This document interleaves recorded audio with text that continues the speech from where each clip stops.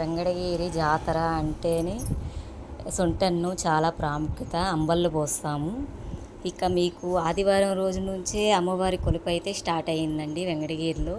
గట్టుం కుండల అత్తగారింటి దగ్గర గట్టుం కుండలతో అమ్మవారిని నిలిపి మేళ తాళాలతో గుడి దగ్గరికి తీసుకొచ్చి అక్కడి నుంచి రాజాగారి నగిరిలోకి వెళ్ళి మా వెంకటగిరి రాజాగారు ఎప్పుడూ అమ్మవారికి తొలి వాయనం అనేది సమర్పిస్తారంటండి పసుపు కుంకాలతో. గుళ్ళో అమ్మవారిని నిలిపాక కూడా మనకి బుధవారం రోజు అమ్మవారిని నిలుపుతారు. ఆ రోజు కూడా సరే ఫస్ట్ రాజాగారి నగిరిలో నుంచే అమ్మవారికి పసుపు కుంకం వెళ్ళాకే తర్వాత అందరు పూజలు అయితే జరుగుతాయటండి. ఇకైతే నేను సొంటన్నం ఎలా చేయాలనే చూపిస్తానండి. ఆదివారం గట్టం కుండల మహోత్సవం మీకు చూపించాను. సోమవారం వెంకటగిరిలో వేసిన లైటింగ్ అయితే కనీసం ఒక నెల ముందు నుంచే అన్నీ చేస్తున్నారండి వెంకటగిరిలో. లైటింగ్ చాలా అందంగా వేశారు, అందుకే నేను మీకు కూడా చూపెట్టాను. ఇకైతే మన గవర్నమెంట్ అయితే చాలా బాగా చేస్తుందండి పోలేరమ్మ జాతర కోసము. మాకైతే చాలా బాగా నచ్చింది. వారందరికీ నా ధన్యవాదాలు అయితే తెలుపుకుంటున్నానండి. ప్రతి ఒక్కరూ వెంకటగిరి జాతరకి రావాలని కోరుకుంటున్నాను. నేనైతే అందరూ అమ్మవారి ఆశీస్సుల్ని పొందాలని నేను ఈ వీడియోస్ ప్రతిరోజు పెడుతున్నానండి.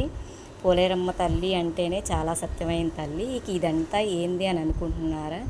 మాకైతే మంగళవారం రోజు ఇలా సొంటన్నం ఎత్తి అమ్మవారికి నట్టింట పెడతామండి. ఆ వీడియో కూడా నేను తర్వాత చూపిస్తాను మీకు. అమ్మవారికి నట్టింట అమ్మవారిని నిలుపుకొని ఈ సొంటన్నం కుండను అనేది పెట్టి తర్వాత ఏవైనా మన మొక్కుబడుల ప్రకారము ఏటను కొయ్యడం కానీ అన్నీ చేసి అమ్మవారికి పూజ చేసుకుంటామండి. ఈ సొంటన్నం ఎలా చేయాలనేది అయితే నేను మీకు చూపిస్తానండి. మా అమ్మమ్మ గారు వాళ్ళ పెద్దవాళ్ళు అందరూ ప్రతి సంవత్సరము ఈ సొంటన్నం అనేది పెట్టడం అనేది మా ఇంట్లో మా ఆనవాయితీ అటండి.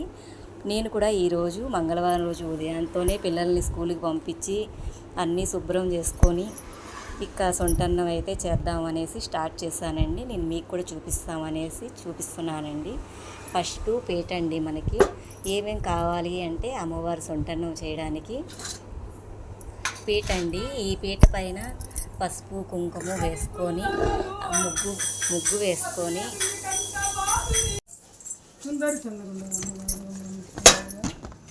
జాతర కాబట్టి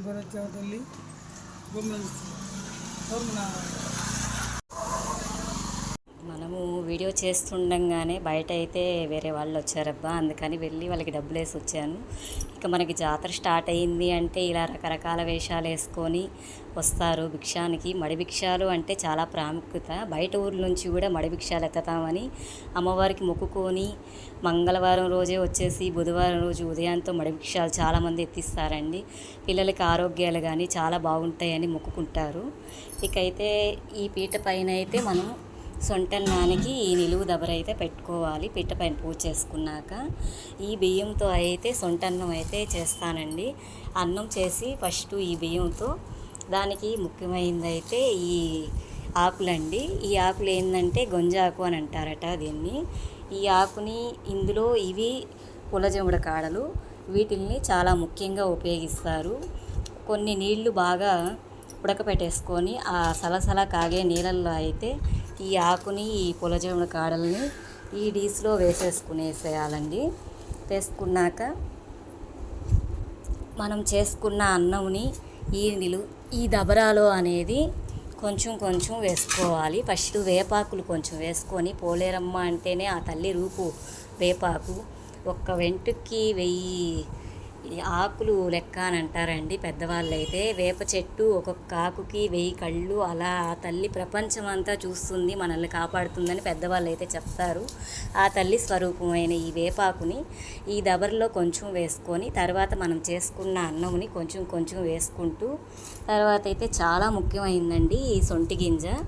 ఈ సొంటి గింజ అనేది మార్కెట్లో పెద్దవాళ్ళ నుంచి చేస్తున్నారటండి వాళ్ళు. ఆ అవ్వ ఇప్పటికీ చేస్తున్నారు. వాళ్ళ వంశంలో వాళ్ళే ఎప్పుడు ఈ సొంటి గింజని ఇస్తున్నారట. మా అమ్మమ్మ గారు కూడా అక్కడే తెచ్చేవాళ్ళు ఎప్పుడు. మేము కూడా ఇప్పుడు మా వారు కూడా వెళ్ళి ఆ అవ్వ దగ్గరే తీసుకొచ్చారు. బాగా వస్తుంది సొంటన్నం అని చాలా నమ్మకం మాకు.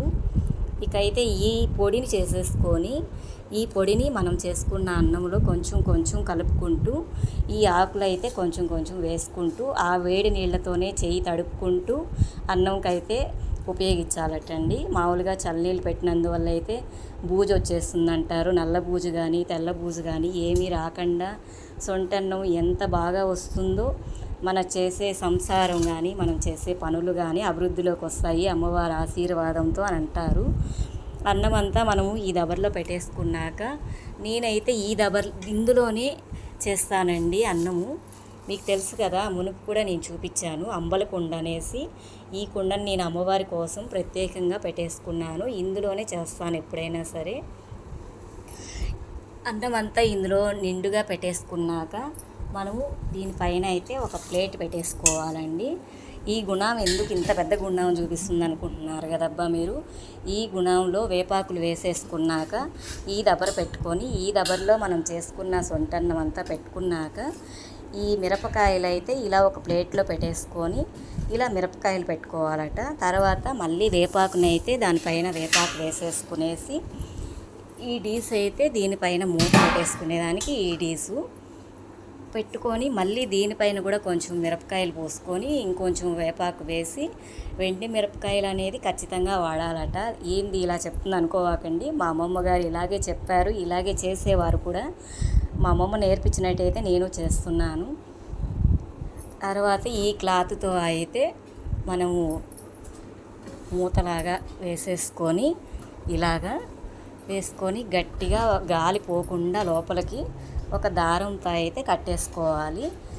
ఇలా సొంటన్నం కుండనైతే సిద్ధం చేసుకున్నాక అమ్మవారికి పూలు పండ్లు కొబ్బరికాయ నైవేద్యంగా తాంబూలంతో అమ్మవారి దీపారాధన చేసుకొని నేను ఇందులోనే దీపం పెడతానండి.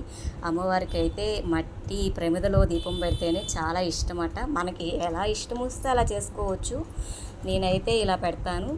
అమ్మవారి పూజ పూర్తి చేసుకొని, అమ్మ మా ఇంట్లో నిన్ను నిలుపుకున్నాను తల్లి, ఈ సొంటన్నం బాగా తీయగా వచ్చి మా సంసారం బాగుండేలా చూడు తల్లి, నీ ఆశీర్వాదాన్ని మాపై చూపించు తల్లి అని అమ్మవారిని వేడుకొని అయితే ఈ సొంటన్నం ఎత్తేది పూర్తి చేసుకొని నట్టింట పెట్టుకొని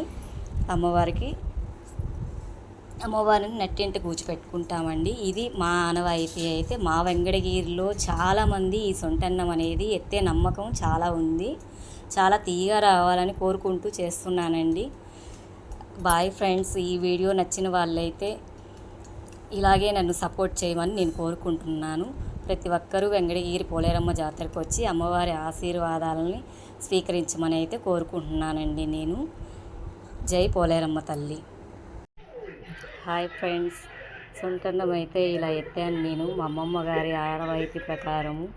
తీయగా చాలా బాగా రావాలని, మా కుటుంబం సుఖ సంతోషాలతో మంచిగా ఉండాలని అమ్మవారిని మొక్కుకుంటూ ఈ సొంటన్నం అయితే ఎత్తాను. అమ్మవారికి అయితే ఇలా సాంబ్రాణి అయితే చాలా ముఖ్యమండి. పోలేరమ్మ తల్లికి సాంబ్రాణి వేయడమే ఫస్ట్. ఆ తల్లికి చాలా ఆనందం అట. నేనైతే ఇలా పూజ చేశానండి. నా సొంతనం బాగా రావాలని నాతో పాటు మీరు కూడా కోరుకోండి. అమ్మవారి ఆశీస్సులని అందరూ స్వీకరిద్దామండి. నా ఛానల్ నచ్చినట్లయితే నన్ను సపోర్ట్ చేయండి. Bye friends. జై పోలేరమ్మ తల్లి.